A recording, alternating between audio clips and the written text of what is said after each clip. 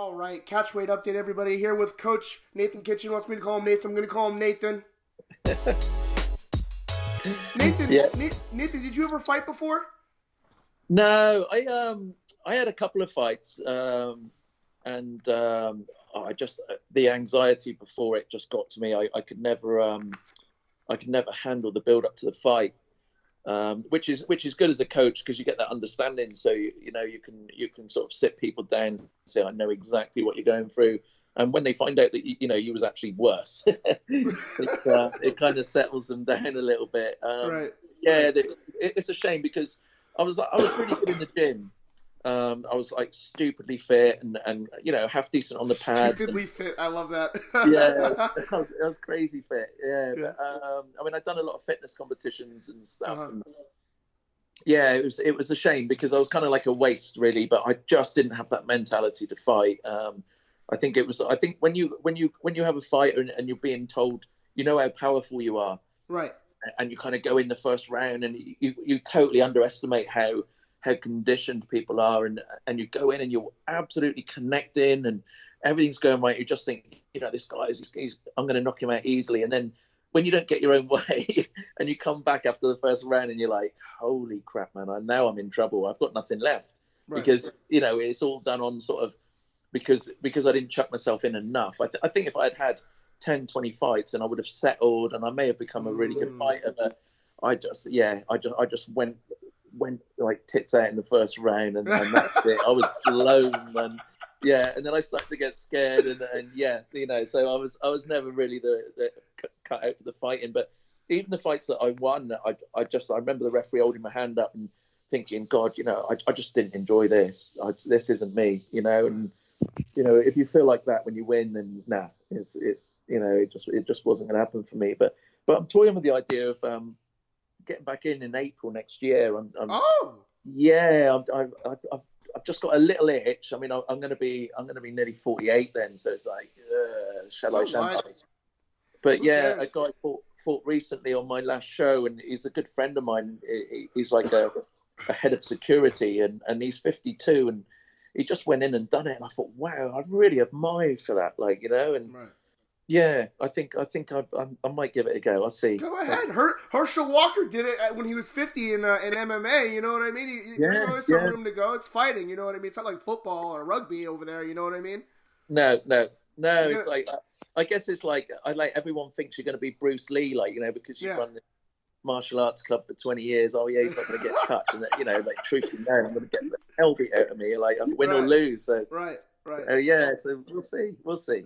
Hey, listen, I'm all for it. I'm all for the social. That's what I love about fighting the most. And then I guess this is the same thing in I don't know if you have done any other combat sports, but Muay Thai in particular too. It's still a fight at the end of the day, right? So you can get to run a little bit of experiments with to see who knows more, where your skill level's at, and see how stupidly fit you are now. You know what I mean? So it's a good measure. Like you get to see a little bit inside, like what you're made of, and you get to see what your opponent's made of, and it's just like a really awesome feeling to have out there. Yeah, it is. I mean, like I say, I really enjoy. It's not the getting hit or the hitting side. It's just like when you know how fit you are and you know how hard you are. When the adrenaline takes over and you've got nothing left after the first round. There's that panic, and a lot of people can control that panic, and I could never control it. So I'll see how I go in training, and I'm going over to Thailand again in January. So if I train hard and I can work on my fitness a bit more and get through the breaks and recover really quickly, then who knows? I've got a bit of an itch to scratch maybe. If you put it, first off, your daughter tells me, Amber Kitchen, that you don't have any social media. You got to get on that, especially if you're still fighting out there. You know what I mean? You got to get on that. You got to get some clips up. I want to see that fight. I'm interested in this story now, Coach Nathan. Yeah, I mean, like social media it's kind of something that I didn't have the choice. I had to give it up. Yeah. I was way too passionate, way too argumentative, and it get you in trouble. Get yourself in trouble. Yeah, it kind of done me. I mean, the UK Muay Thai scene was kind of, in ways it was a little bit unfair to us because of where we live, and that kind of grew into like the worst arguments. And I was arguing with people that I really thought a lot of, and I had a lot of love for the sport and the passion, and then you'd be arguing over weigh-ins. So it got to the stage where I wouldn't even turn up to a weigh-in because I knew someone was going to cheat, and then I was the person that I knew I'd say something, or like I had a fighter that could obviously, was number one in Britain, but then there'd be like a world title with someone coming over from Spain with 2 fights fighting Britain. I was just always that person that was everyone's fly in the ointment because I had to say something. And now it's like I haven't got the choice to say something now because I'm not on social media, and it's so good. I've actually Touchgloves. I don't know if I've got any enemies at the moment, and like hopefully, like I've started to rebuild the bridges that I burned. Right. But I can honestly say I didn't burn them through anything that was my fault. They just didn't want me to be piping up every 5 minutes, and I get it. I understand. Ticket sales are important.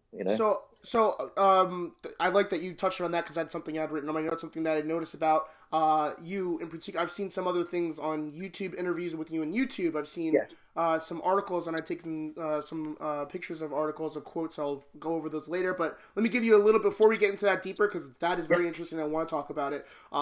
Just to give a little bit of background for the listener. This is Amber Kitchen's father, who is also her coach. Also married to Julie Kitchen, who is was okay. Yeah. I'm sorry. That's okay. I'm so sorry. Oh my God. Speak to my attorney. Well, is it okay if I bring up? Of course. Yeah. I mean, Julie's like part of my legacy as well as her own. And where she is now, even now she's retired from the sport. Right. I'm so proud. I am super proud of where she is, what she's done, where she's got to. She's living the dream of any ex-fighter. And, to be honest, when she was fighting, it was, they never had the opportunities that they had now. I mean, imagine if she was just starting out now, how big she'd be with the likes of One Championships and stuff. I mean, it's incredible. But, she's come out of the sport. I know so many fighters that are just so amazing. And they haven't had the opportunities that she's put herself into now. And I think it's brilliant. I absolutely think it's brilliant. And, fair play to her. Well done. And, great. Really you were, I was going to say, because you said it's part of your legacy as well, you were coaching her while she was on that, like, historic run, right? So it was amazing. Yeah. Right. Amazing. So she was a 14-time world champ, and then she was the first British female in history to win a world championship for the WBC. For I guess for the UK. So to pile onto that, I wanted to ask you, what was that run like? Winning that WBC title, being their coach. What because there's a lot of things, and one of the reasons why I wanted to bring it up is because you said. As much as it's part of your legacy, and then on top of it, you don't like keeping your mouth shut about things, and there were a lot of trials and tribulations through her career that she faced because you felt because she was a woman, she wasn't getting the respect that she deserved, which was which is to me, I guess I don't harbor those same misconceptions. I guess about how she is to me she's just a great fighter. It doesn't matter. To me that she's a female or to even put her in the comparison of other things. But you're saying that she faced that a lot in the Muay Thai market and she faced that a lot in the UK market. There's a couple quotes that I had pulled. But tell me what that run was like, and then also if you can go, we'll get it to the second part. Tell me what the run was like first, and then we'll talk about those issues that she has as a female in this sport. Yeah. Well, I mean, the run. We had. Because when she first started fighting, she had 2 wins. Her first couple of fights went really well, and then we lost. We lost so many fights, but we was, from the third fight, she was fighting the best, the best 3 or 4 females in Britain at the time, right? And we was taking it on with 2 fights. But the thing that we did, we both give up work, so we was kind of head and shoulders in training above everyone. So it was only a matter of time. Before we grew and started coming back and beating everyone, because it was kind of we was training twice a day, everyone else was training once a day, and it wasn't like nowadays where people are just taking gap years and living in Thailand and fighting 50 times in 2 years. We was the only people doing it, and it was easy. It was so easy in training and the actual fight. It was getting the fights and getting the people to like rematch. You know, the ones who beat us in the first 5 fights.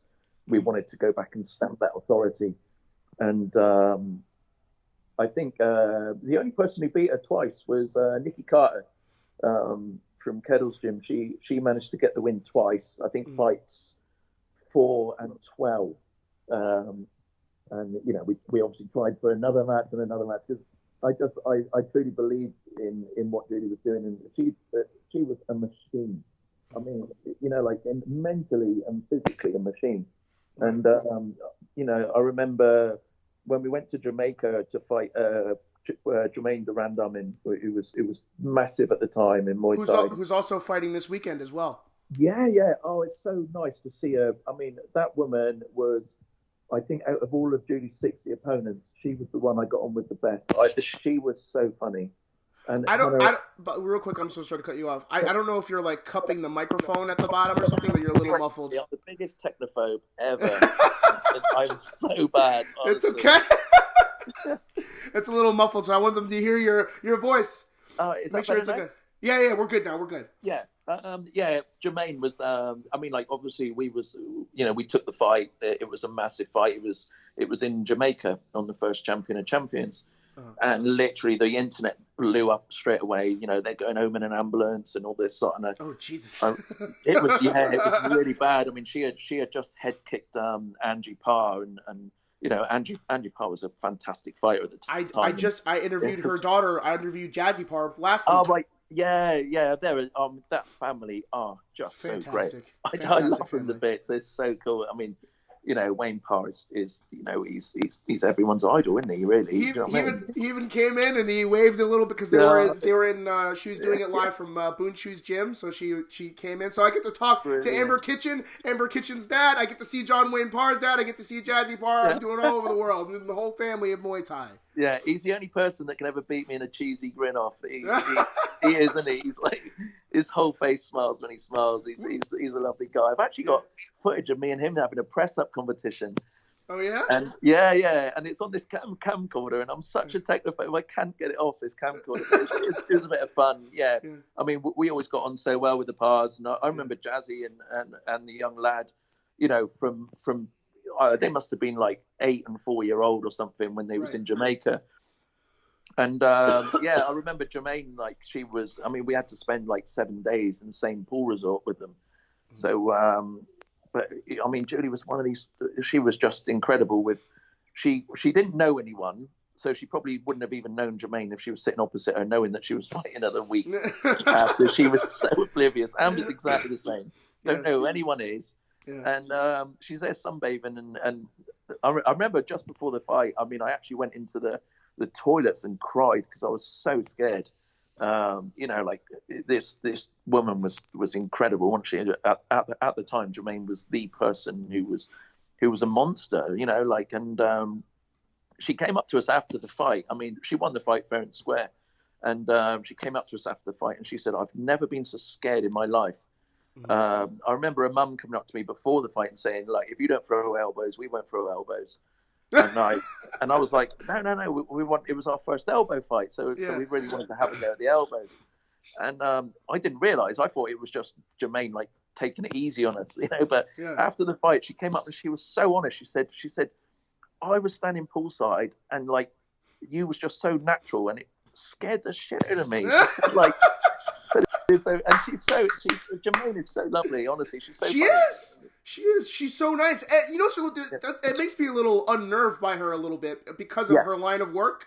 For her to be so nice and so calm and so unaffected by the fight that's going to be, it's like just another day at the office. But, you know, obviously she said she was still a little bit nervous and scared because Julie shook her a little bit with, you know, her steel in the veins. But it's unnerving because she's so nice. But, you know, like, you know, much like your daughter, they fight so violently. They fight very, very, very hard. They're very physical. For Jermaine, and she's a police officer during all of this. Is she? During all of this, she's a police officer. I just found this out. I was just watching her do, she was doing a panel for the UFC because she's fighting soon.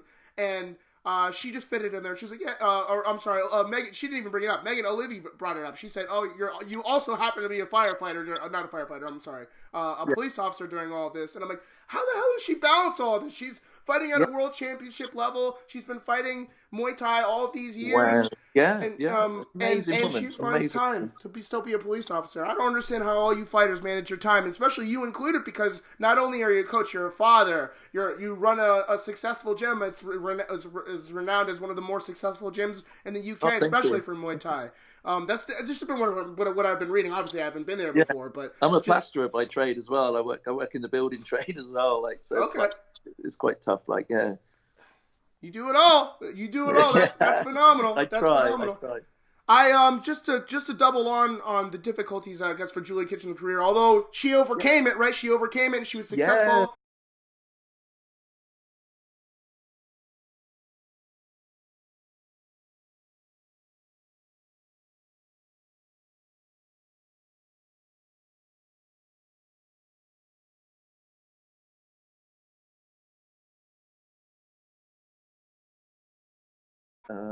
So it wasn't just me. I'm fighting, I'm winning. It was like, wow, mate, I can't believe this person's done this to you. So because she's a gym owner as well, it was good fit. She got me. She got me 100%, and wow. And obviously she was a real victim of some of the politics that went on. You got your microphone muffled again. Right. That's it. Yeah, Vicky was a real victim of what went on, in the scene. I remember her getting a woman called Sheree Halliday retired from the number one slot, and Vicky was number two, so she automatically became number one. Okay. And she's like, "Oh, I'm not having that. I want to fight for my number one slot," Right. And there was a load of politics behind that, and the girl turned up. She didn't make the weight of the ranking. So I said, well, look, let's still put the fight on, but it shouldn't be for the number one. And it turned out it was, and then the girl who won it wouldn't rematch. And then, she couldn't make the weight and just held on to the number one slot. And, it's like, again, I kicked up fuss about it and I was made to look like the dick, and it was a shame. It was a shame because I was just trying to do my best for my girls, Yeah. But the beauty of Amber is that the signing for One Championships it just is what it is. I haven't got to do anything. I mean, I'm not on social media to promote her, but she's being promoted as what she is. And they make a call and they say, you're fighting so-and-so. And you can't turn around and say, oh, I don't want to fight her. She's had too many fights. And, and the same for Amber's opponent. I mean, I know that in the pool of fighters of one, Amber's probably the youngest, and she's also probably, because of her head contact experience, she's probably the least experienced. Because when she went into the last fight, she had 7 head contact fights with 3 losses and 4 wins. Mm. So and Victoria, we were speaking to her after the fight, and she'd had like 35 fights, but it was all head contact. So it's a big advantage. She was a world champion. But, right. I mean, the match was amazing. I was really pleased with that. I was going to say, let's talk about that match, because if you don't mind, because I watched that whole fight. Because I had said, because One Championship's amazing. I love One Championship. Not only just because of the product, but the amount of time and effort they put into promoting these fighters, these women, for kickboxing and for MMA, and they present them in such a good light. It's not like, who's gonna be the loudmouth, who's gonna throw monster cans at Nate Diaz across the thing, and who's on steroids and XYZ, the other thing. It's so right. Yeah. It's just a very well produced show, and it's just about the honor of the fight, and it's they give such good light to martial arts, and I feel like they did the same thing for Amber.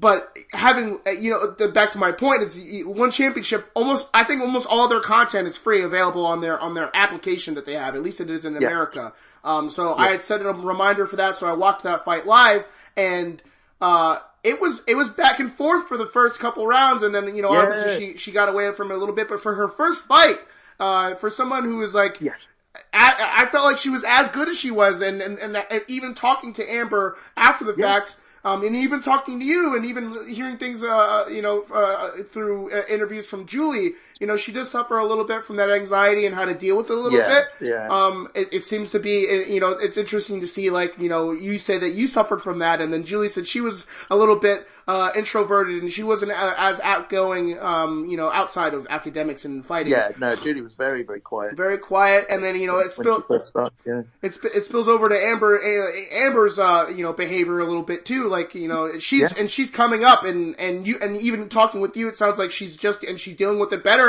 as time goes on, because she's so young. She's 20. She's getting older. Yeah. She's able to figure it out more. She's a phenomenal athlete. She's one of the meanest question mark kicks I've ever seen. I love her question mark kick. Yeah. To deal with all that, and then so let's talk about, I guess, the preparation it took for her to get to where she's at for that fight, and so on and so forth. Yeah, I mean, obviously, in training, we was a bit unlucky. A lot of my fighters were not training at the time, and you're sort of ringing them up and saying, "Look, can you come down and spar with her?" and all this, because I don't do much sparring. Right. And she wasn't getting a lot of help at the time. When we got the call for one, I wanted to do a good 4 weeks in my gym. Mm-hmm.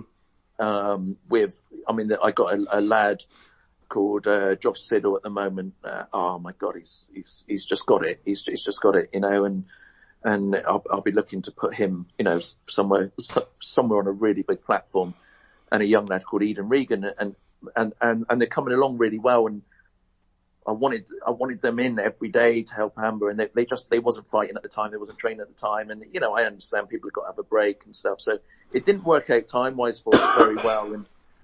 And she had that eye infection that, and I would never make excuses for a fight, but in the lead up to it, I was eye drop captain. I was going in and doing these eye drops every 4 hours, obviously for a young girl, when you get the opportunity of a photo shoot with some of the likes of One Championships, and you got these eyes that when you can see the photos that she had done, and she was gutted. Oh my God. And luckily it cleared up for the day of the fight, and well, it didn't clear up, but we was allowed to fight. The doctor said, okay, you're fine to fight.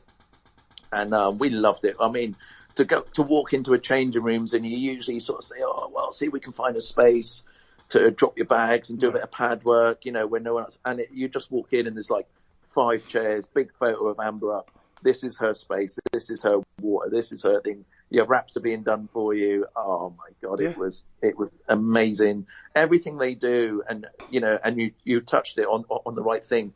It's that honor and respect that you get. I watch the UFC, I watch boxing, and it's like shoving at weigh-ins. It's all about who's got this character, and with One Championship, it's about who's the best fighter, and no one's avoiding anyone. Everyone wants a go at that belt, because the money's there for a start. The money they're offering, everything is fair. Yeah. And that's what I've dreamed of. That's what. If this was 10 years ago now, I would never have became the most hated man in Muay Thai. Because everything's fair. The weigh-ins are superb with this. I didn't understand the hydration side of the weigh-ins, and to learn that much, someone who's been in the sport 25 years, and you're still learning. It was so good. Everything about that promotion was amazing and beyond amazing, and the fighters are fighting for really decent purses now, and there's nothing like what when I was with Julie or Lucy and Vicky, Yeah, it's starting. It's on the upswing now, especially for one in particular, because if you look at it in hemispheres, One Championship has your whole side of the hemisphere as far as MMA and kickboxing, and they're one of the biggest promotions under the UFC. Yes.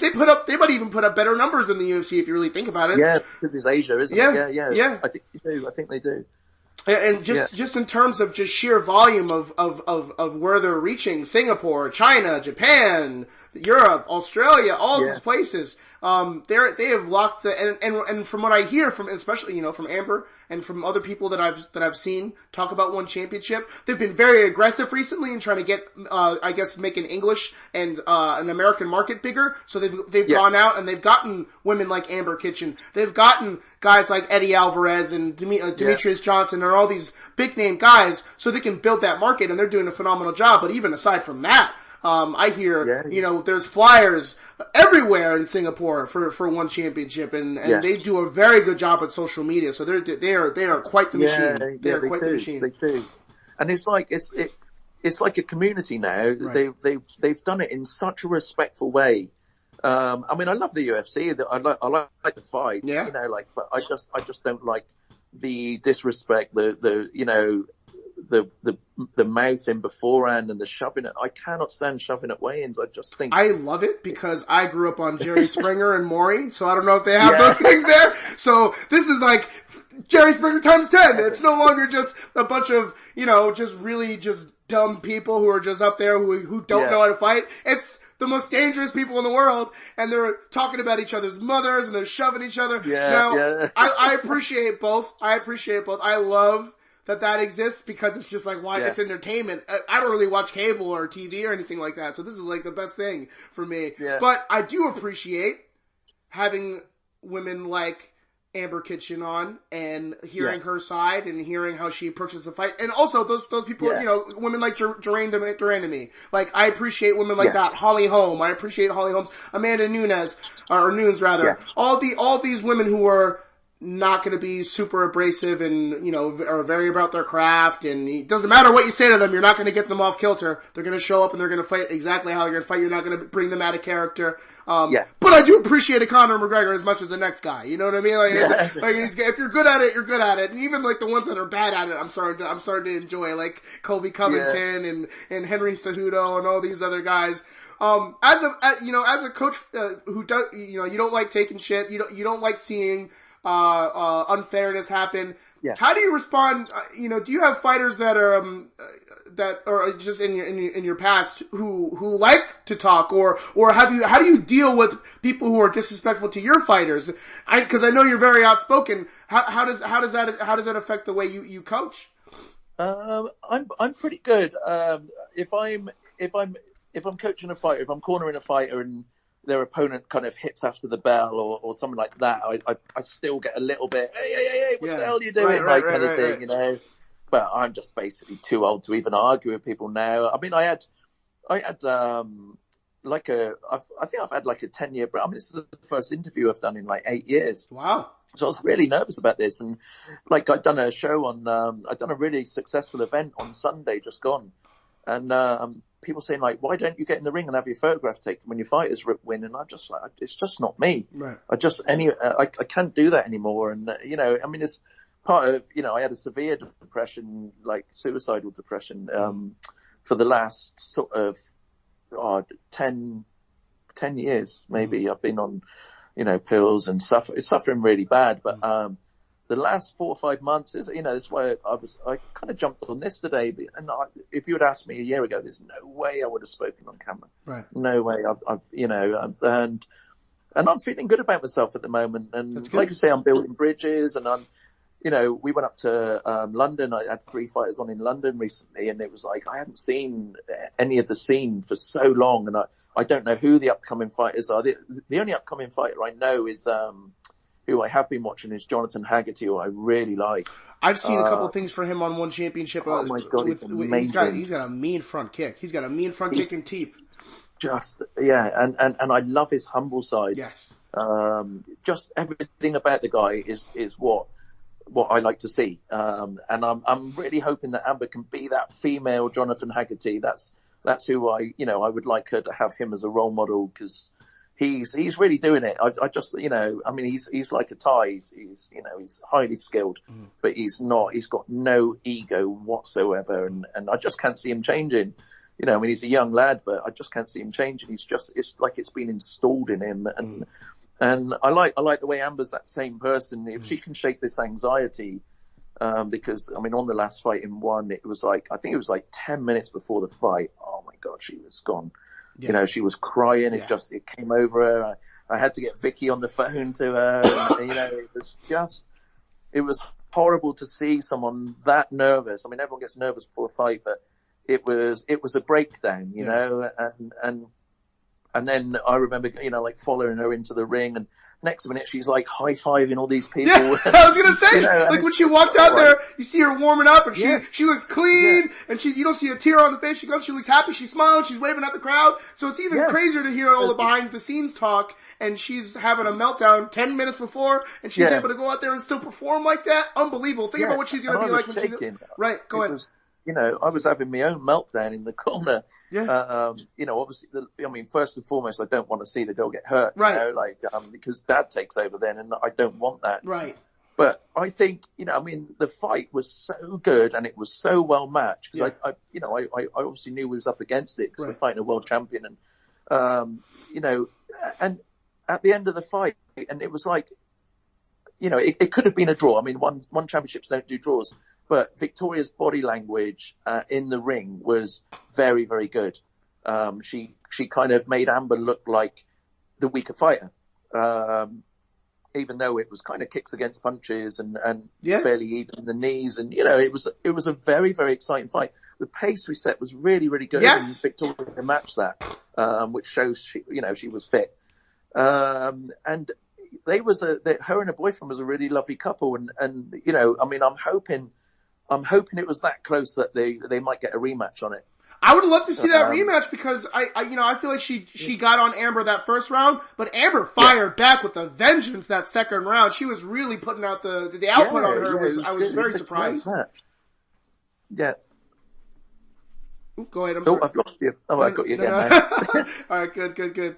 Also, I also want to say how admirable it is for you to be. First, a couple things. One, thank you for taking the time. And, you know, I know you say you don't do interviews a lot. That's an honor to me that you're willing to, after 8 years, an 8-year hiatus, you're going to jump on this piece of shit show. Thank you so much. I love it. Thank you so much. And then I also want to Well, Jimmy Kimmel did ask, but. I was the backup to Jimmy Kimmel. Okay. All right. I understand.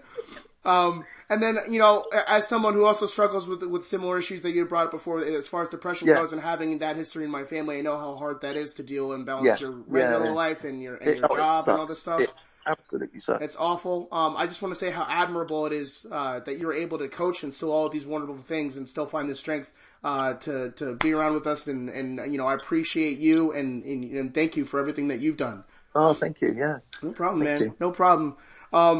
But yeah, as far as all that goes, do you have any rising stars that you're talking about? You had brought up a couple people before in your you jumped before. If you would like to give the floor to talk about them a little bit, you know, Amber, she's already a rising star. She's you know, I'm not, but I already talked to her. We already got her stuff. Her interview there. She's had enough.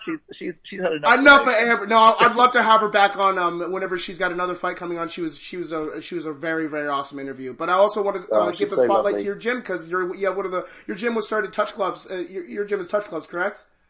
Yeah.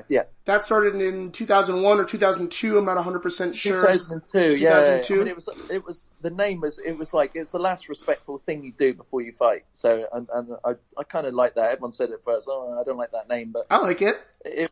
It's kind of It kind of got straight away. It was you know. I had a kind of uniform in my mind and a colour scheme that we wanted to do. And, you know, like I'm very inventive with what I want to do in the way of, I mean, I've built 4 gyms now from scratch, like literally from scratch. So it's, you know, I like that creative thing. Like when I done the event on Sunday, I like going in and seeing a blank canvas and then I do the chairs and bring in the lights and, you know, I like to create that kind of thing that if I was fighting, I would feel honoured, you know. And that it's really important to me that, you know, the entrance tunes, the lights, you know, the seating arrangements, everything's perfect for the fighter. And, you know, if I've got to spend a bit more money on the show, then that's what it has to be, you know, because I'm particular about what I want. I mean, like I say, my daughters fought for a long, long time, and that's what I wanted for them and my ex-wife. So, you know. You bring on that added expertise not only inside but outside of the cage. You've traveled all over the world. You've competed with some of the best, or had some of your fighters compete with some of the best. You've trained some of the best. I even have you here training with Manny Pacquiao. Who else was on there? I saw a list. There's a list. I made a little bit of list. You went to Freddie Roach's gym and you trained with Chris Eubank and Manny Pacquiao. So like you have that inside knowledge. You have that outside knowledge. You've been all over the world. So for you to make your own show, that must be one of the best shows in the UK as far as like production goes, because you know what you want to see and you know what everyone wants to see. You've seen all the successful things, so that must be a hell of a show to go to. Do you stream them ever? I think they do get streamed. There's a chap called Chapman FX on YouTube who started to stream a few of the fights, and but yeah, you know, like there's a couple of my upcoming fighters on that. You know, look out for a guy called Josh Siddle and a guy called Eden Regan. They're taking it seriously at the moment. They're getting it right.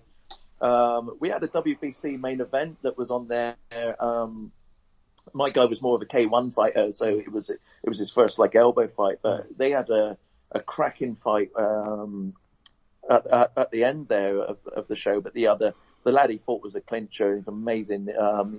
He wore him down in the end, and you know it was clinch against K1, and it's the same thing. You know the first two rounds, the K1 fighter will usually win, and you know the clincher as they come forward. Right. Just, you know, it was kind of written on the tin, but I was really pleased with the fight. I was really pleased with the event, and you know, I want to stay small with regards to what I'm doing in the way of promoting. You know, I think it suits me. I think I can look after people better if I just, you know, stay in the background a little bit. And you know, I'm going to be handing the business over to Amber at some point, you know, and I'll just teach. I want to bring my other daughter in as a teacher, Alea.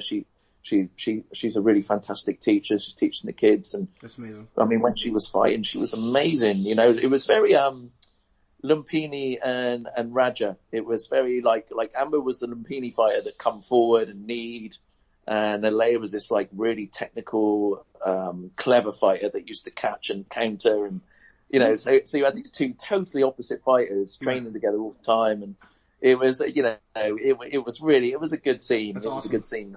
Yeah, I really enjoyed them fighting together and training together, but like you say, it was that. And I really agree with the UK with what they do with the children with the no head contact. Right. There was a guy called Pete Spenceley who was putting on these huge children's show that was just for kids, and they was massive events, and it was really enjoyable day out. I mean, we had, you know, of course, living in Cornwall, it used to cost us so much money. We had to travel and blah blah blah, and you know, but we used to take a team up there, and it was so enjoyable. What that guy done for children's Muay Thai in the UK was you know, it was amazing. You know, I mean, people like Evan Jays and stuff like that, they came from that. You know, what this guy got off his backside and done, you know, and it was really good. And I feel like I had that kind of input with females, you know, with the female Thai box. And I remember we used to have, or we still have, some good friends called Howard Hughes and Karen Uzi from Torquay. And this woman, Karen, was, oh my God, she was like the best fighter in female. I mean, you know, again, it's a shame because if she was coming on the scene now, if we was all younger, right? Oh, she was a beast, absolute beast, and her boxing, everything about this woman was just hard, and she was so skinny to look at, and you know, so pleasant to look at. But oh my God, I remember sparring with her and actually jumping in my car and driving home in tears. Beat the hell out. It was my first experience because. Yeah. I mean, Julie wasn't that good then. She was just up and coming, and I remember sparring with Julie and thinking, yeah, I'm still better than her, and all this. And I went up and sparred with this Karen, and you know, like, I mean, her husband would be in tears, like, you know, like laughing. So I was a bit of a stupid, I had this stupid face that everyone wanted to punch, you know. But you know, he was also for me a teacher that I wanted. He was the person I wanted to be, you know, like. His lesson plans, his seminars, everything about this guy was just, he went the extra mile for everything.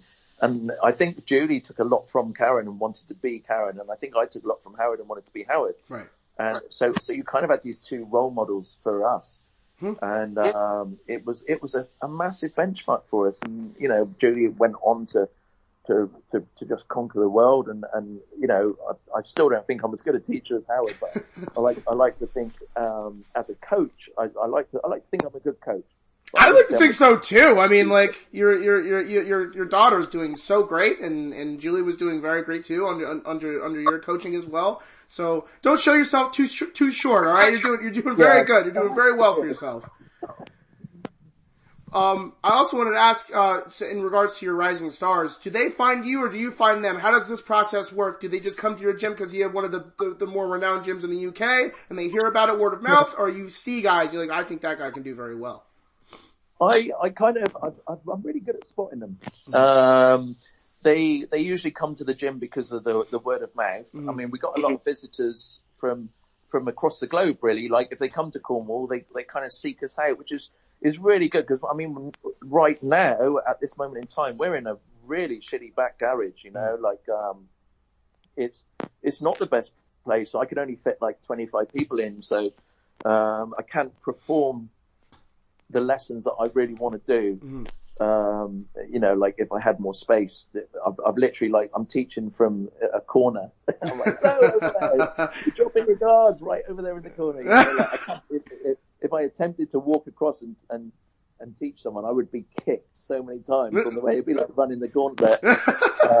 Arms up. So I can't do what I want to do, but you know, there's certain people that they just come in the gym and like, I got a young lad called Eden who's, him and his sister, Scarlett, are teaching the kids for me. And this kid lives and breathes Muay Thai. You know, it's the kind that goes home and watches K1 and Muay Thai videos until he goes to sleep, kind of thing. And he wants to like wear the Mongkol and he wants to be a part of this culture. And he's the kind of person, if you had the money, you would just literally pay for him to go Thailand.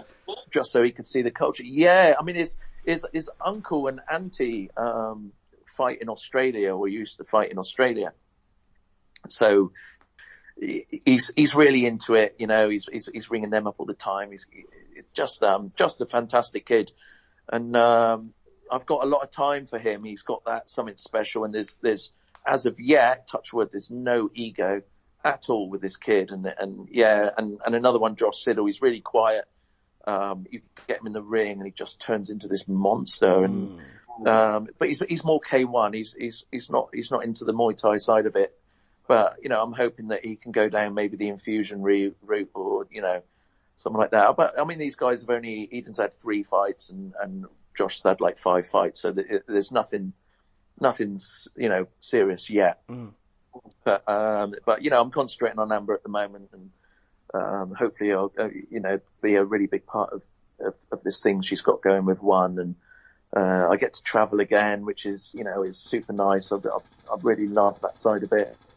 And it gets me out the building trade for, you know, a few weeks at a time. And, good. You know, I've started training again because of the hype. I don't think I'll ever get my passion back that I had before, but I've come to realize, you know, that it's my passion that got me into trouble and got me, you know, overworked and overzealous and, you know, and so maybe it's good for me to not, I mean, I was probably the most passionate man of Muay Thai, you know, and that made me the most hated man of Muay Thai. So now I've stepped back and I'm, you know, I'm more chilled. I feel it. I feel relaxed. I feel very, very positive about, you know, I mean, like this year's been amazing. We've had the opportunities that gyms can only dream of, really. And, you know, I've put on 2 successful shows and next year I'm really excited for the first time in 10 years. I'm excited about what the future brings in the gym. And, you know, like I say, although I'm not a massive part of it, and Amber does all the social media work, and people are like messaging the gym saying, "Hi Nathan," and Amber's like, "It's not him, it's not him, it's not him." You know? I just get little WhatsApp photos of where she screenshotted things, and that's as far as I go. I go as far as WhatsApp, and I'm really happy with it. I'm really happy with that. And I mean, Amber's like my right hand person, and you know, I've got a layer back in the gym now, so I've got my 2 girls around me, and you know, couldn't to be me happier.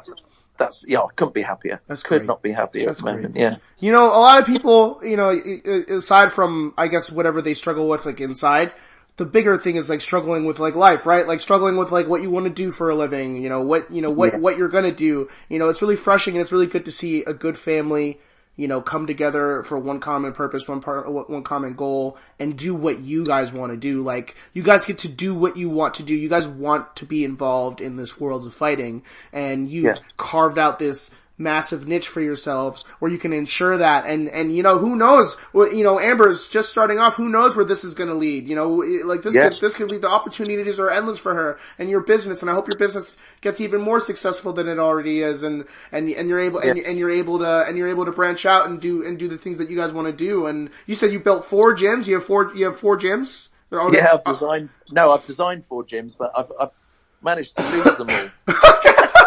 Listen, you win some, you lose some, you know?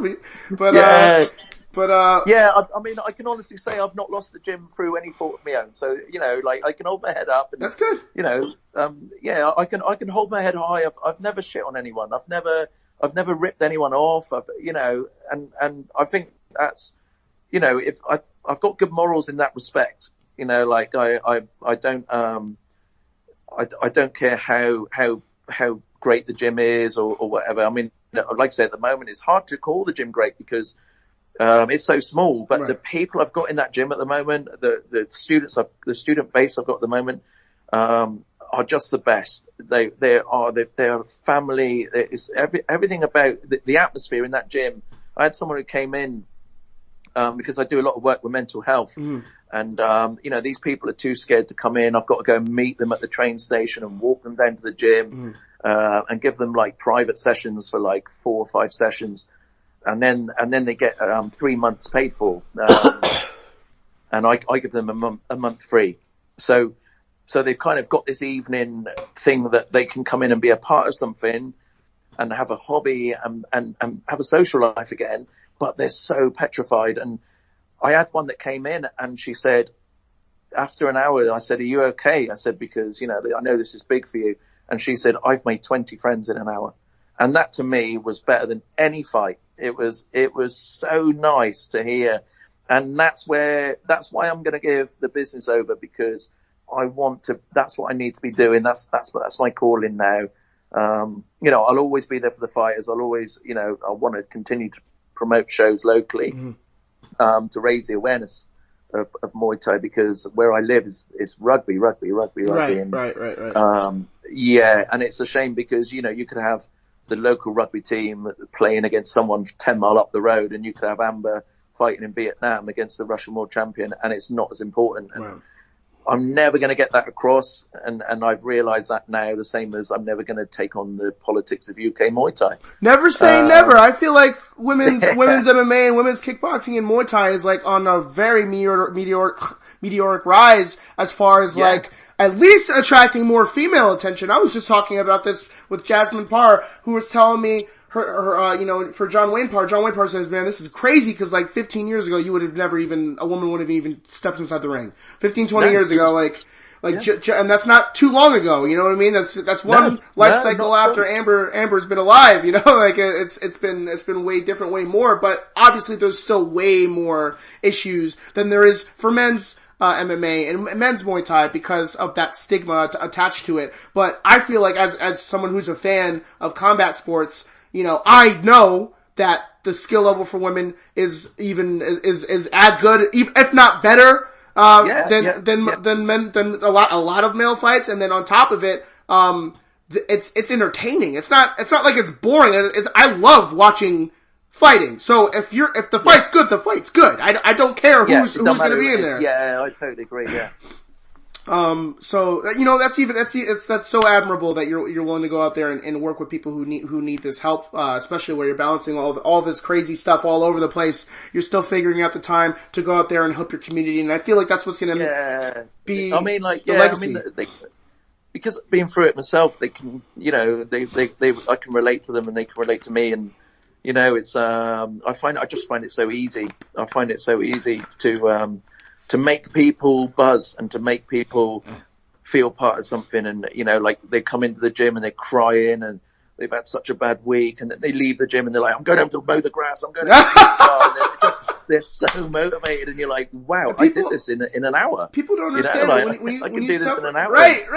If you suffer from these issues, like doing things like mowing the lawn and taking care of where you live and all that stuff, it becomes like, I don't want to do this anymore. Like, I just don't. I don't want to get out of bed. So let alone take care of my life. So for you to inspire someone, that means you're doing something truly special, because to get someone that all of that is like, as much it is as just like a chemical reaction in your brain, like, in order for you to get over it, like you have to find the power within yourself. So for you to inspire people and get that power within themselves to be functioning, to take care of themselves, that's doing way more than therapy can do, because people can go to therapy for 15, 20 years and just talk about their issues, which is important.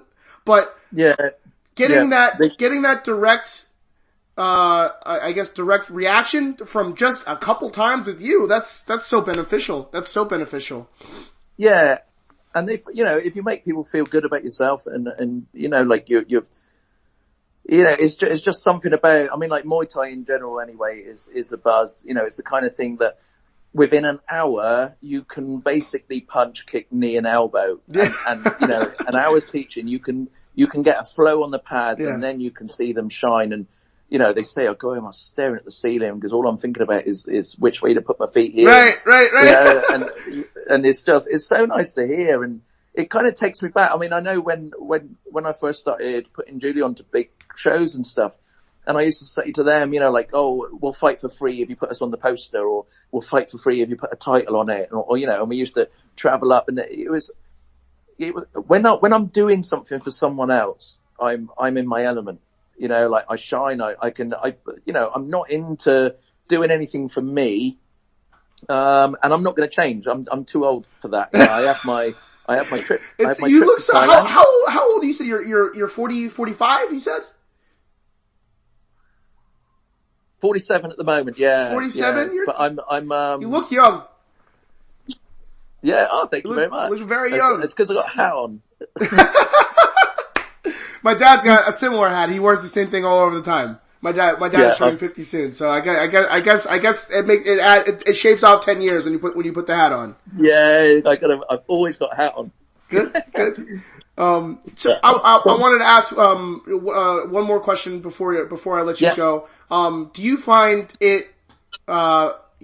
I know you said it makes you feel better when you go out and you help people and you're able to bring them out of those funks and help them with their own mental health issues that they have. Do you find that also strengthens and helps yourself? Because you said it's been rough for the last 10 years, and now you're starting to get yourself up into a place where you're happy about what's to be coming next. This is something that you're doing not only just to help them, but you're doing this for yourself too, because it makes you feel good, right? It makes you feel better. Yeah. I mean, like, I can remember like over the last 10 years, on many occasions, pulling up outside, at my own gym that I built with my hands, and I couldn't even go in. I'd just like reverse it out and go home again because I could not face going in and teaching a lesson. And, that was really hard. But with the people, when you're going to teach a lesson with someone that is suffering and you have to be there. Otherwise, what they're going to do. They're going to go home. They're going to go back to bed. Because you've been there. And, I think because I'm relied on, I do it. And then once I'm in there and, I'm the same. I'm one of these instructors that I've owned my own gym now since 2002, on and off with many gyms. I cannot go into a gym and train myself. I've always got to be pushed. And, when, the likes of Amber will say to me, I'll take you on the pads, Dad. And I'll be like, yep, I'm doing 1 round, or I'm going to do 2 rounds and then I'm going to stop and then I'm going to do a few sit-ups. So I'm always very, very lazy and I won't do anything that I don't have to do. Yeah. So, and I got this guy walked into the gym. He was from, I think he was from London originally, called Kyle. And he came in and he's like, okay, I'll take you on the pads. I'll meet you tomorrow morning. And I didn't realize he's a very good personal trainer and he's a very good pad holder. So this was February this year. And I go in there and I'm like, okay, I'll just do my 2. And he's saying, you're not doing 2 rounds. We're going to do 5 today. And then you're going to do exactly what I tell you. And I did it. I did it in the end, because I was told he wasn't going to let me get away with it. And after 3 days, my mental health, my God, it went through the roof. Yeah. I was so focused and loved the sport again. Loved being the feeling of being fit, the feeling of kicking pads really hard again and being able to get through the rounds, in 3 days. And I mean, when you say 3 days, that's 3 hours, like 3 hours over the space of 3 days. Right. I don't know, like there's a lot of mental health groups and they're getting like hundreds of £1,000 funding. And there's all these adverts on TV saying, oh, you've got to talk, men have to talk and all this stuff. No, men have to get in the gym and kick pads because you'll never get a high like that from talking. Because you're talking, all you're doing when you're talking is moaning. Well, I think there's merit in both. I do, for someone who, myself included in this conversation, I don't like to tell people a lot of stuff. I like to keep everything inside, but as I'm getting older and as I'm talking more to my father and different things like that, my mother, there's a lot of things that I feel like we could have addressed when I was younger because I didn't, and it wasn't because they made me feel uncomfortable. It's because I didn't feel comfortable coming forward to let them know that I felt a certain type of way. So I agree. I think exercise, and I guess I'll talk about myself even a little bit. I don't want to brag, but I'm going to brag a little bit. I lost 40 pounds in a year. Last year was the heaviest I've ever been in my entire life. I was 269 pounds. I'm 5'7". That's not a good look. It's not a good look. I'm 5'7". Yeah. So I was 269 pounds. The way I handle my depression is I stress eat. I was stress eating and I was just going through a rough time the last couple of years and I ballooned up. I used to be a pretty good athlete. I played football. I was doing track. I was doing semi-pro. When I went to college, I did wrestling for a couple months and jiu-jitsu. And I've always been relatively active, but I've only been active because I was a part of something. So once I felt like I didn't feel like I was a part of something anymore, I kind of got locked in my own brain and I was just piling on the pounds. And one day I was just tying my shoes and I was literally just bending over to tie my shoes and I came back up. I'm like, I'm out of fucking breath. I'm out of breath and I'm breathing heavy and I'm like, Jesus Christ, I gotta change. So it bummed me out more and I was like, I gotta do something. I went down the street, I went to Retro Fitness, there was a punching bag outside, I was like, fuck it, I'll watch some videos, I'll teach myself how to box a little bit, and then I started boxing it up. It's outside, but keep in mind when I signed up, it's winter, it's like 20 degrees outside, but I was like, I gotta do it, this is the one way I gotta do it, so I started hitting the bag. I was so awful at first, but then eventually I started picking some things up, and then somebody was walking by outside. It was like a boxing coach, and he's like, "You're really strong. Let me teach you some stuff. Come inside." I learned how to do some mitts. Brilliant. And then I started getting back into doing boxing. I started getting back into doing jiu-jitsu. I started doing kickboxing, and I was just, because I've been putting myself out there a little bit more. I dropped the weight. My eating is still terrible, but but my thing was, I have to get over this hump where I can't work out unless I'm around in a team environment or unless I'm in a community environment. I have to do something at my pace, something that I love doing. And I made it a thing. First week, I got to commit to at least 2 times a week. Then I moved it up to 3. Then I moved it up to 4. So now I have a minimum 3-4 times a week where I'm at least working out really hard or conditioning really hard. That's so good. And because I've been doing that, I've been feeling so much better about just life in general. Getting up, and now I have a job that I really enjoy too, and it was like all these things are falling into place for me to have a better, more healthy life, and I feel a lot of that. Not only was it the mental aspect, but it was the physical aspect. Like, because I was depressed and I was stress eating, I was making myself feel way shittier, not taking care of myself, not working out. But as soon as I was able to, get 5 minutes on the bag or 10 minutes on the bag and 15 minutes on the bag, I was like, I feel so much better about myself, and I just feel better. I just feel better. And then you can talk. Yeah. You can talk after. Yeah. I mean, like, people are encouraging people to go in and talk about their problems. Right. But you're talking to someone for a start that probably isn't even interested. If you work out with someone and then you sit down and talk, you're both, you're both looking at really good. Oh, hang on, battery's going. You're both looking at really positive. You've just done something really positive. Yeah. So the conversation that you have becomes about your problems, but it's shed in a different light. Right. And and you're looking forward to that next workout. And I think that's really, really important for people. I think depression's being really misunderstood. I think a lot of people are just grabbing the fact that they can get funding and oh yeah, we can ignore this or divert. I mean, I know people that have just got websites that divert people. So they've had these like 50 grand grant, and you go on this website and it's like, oh yeah, you've got to go to so and so.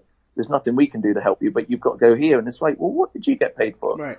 Right. And I just think, once again, it's just people that tick boxes, but they're not actually willing to do anything or willing to come down and see anyone else doing anything. So right. It's, it's really difficult, but I'm slowly trying to reach out to people and say, look, if you're suffering, just come down. Like Monday mornings, you just come down, you whack a bag, you can stop on afterwards and speak to me if you want to, or if you're buzzing, get off up the road and spend the rest of your day doing something positive. Go home and feed your husband a lovely meal when he comes home from work, and make him feel good, or her, go and do something for your wife and treat her nice, and because you're buzzing that day, it'll rub off on everyone else. Right. I find that a lot. I find if I train or like I'm going to spend the next 2 months now training, and come the end of February, I'll just be on it again. I'll just be a different person, and it's fantastic. Muay Thai is life. Like when people say, it really can change your life. I guess any sport. I mean, I only do this, so I guess any sport is great, like if you're part of it. But find it. I found my sport, and that's it. I was gonna say, find your community, find your niche, and hopefully it's an active one, because I just do believe just being active makes you just generally happier. But there's no reason why you shouldn't have Top Gloves therapy. That's it. It's been decided. You should have Top Gloves therapy for everybody that needs help. Should go out there, hit pads, and then a 20-minute, 30-minute session after talking just to you one-on-one with the counselor. I think you should do it. I think you'd be great at it. I'll try it. So yeah, that's basically everything that I had written. Is there anything else that you wanted to talk about, bring up, sponsors, anything? This is your platform to say and do whatever you need to do. I actually haven't got any sponsors. There's a chap that's, obviously Amber's, the sort of main person in the gym at the moment. Mm-hmm. She's sponsored by, Super Pro Samui, because her manager is the guy from Infusion, Edwin Van Os. So, she's got a lot of support there, which is really, really nice.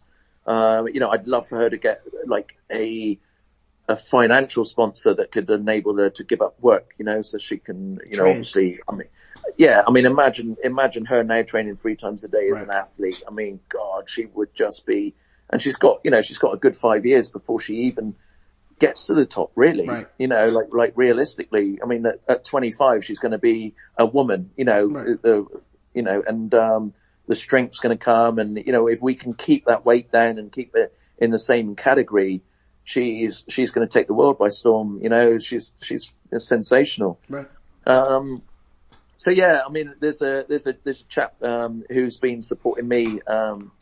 It's Lawn Rock Parking, a guy called Richard Caddy, and he's been helping me out with the shows, and supporting Amber when she, when we got to pay for flights to get down to Samui from Bangkok, because obviously like the promotion only pays a certain amount of flights and stuff. So he's been helping out there. So I'd like to give him a mention. Everyone who has to put up with my moaning for the last 10 years, I'm reaching out. I'm very, very sorry. I'm, building bridges, and please be patient. If you've got friends that suffer from mental health, be patient with them, because I know how much of a fly in the ointment I was to everyone. And I'm back now. And even though I'll never be at the forefront of anything again, I feel that, I'd like to reach out and, apologize and say sorry if I offended people, and, just go from there. And, I'm happy now, and it's good. I want everyone to win. I was gonna say, I don't know what you were like before, or if you had even changed. I know you said you had, burn a lot of bridges as far as politics goes and fighting, and I don't know what type of relationships you've had with other people, but first impression out of the gate, I want to say that you're a very admirable person. You're a very nice person. Thank you. And if people can't see that now, fuck them.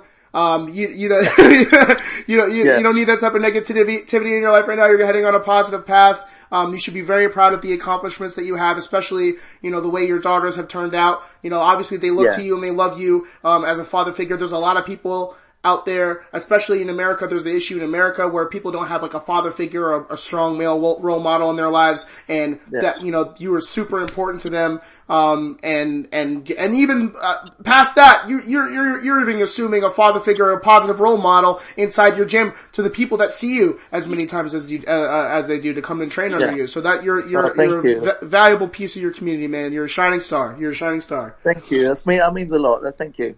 No problem. Stop me crying in a minute. Don't cry. I'll start crying. We can't be two grown men crying on the. No. I don't want the third podcast where we're crying. All right. I don't want this to be the first crying one. Okay. All right. That's it. That's the Catchweight update. I think this is number 31. I'm gonna finish recording and then I'm gonna send this on over. I'm gonna stop it now. Catchweight update 31, everybody.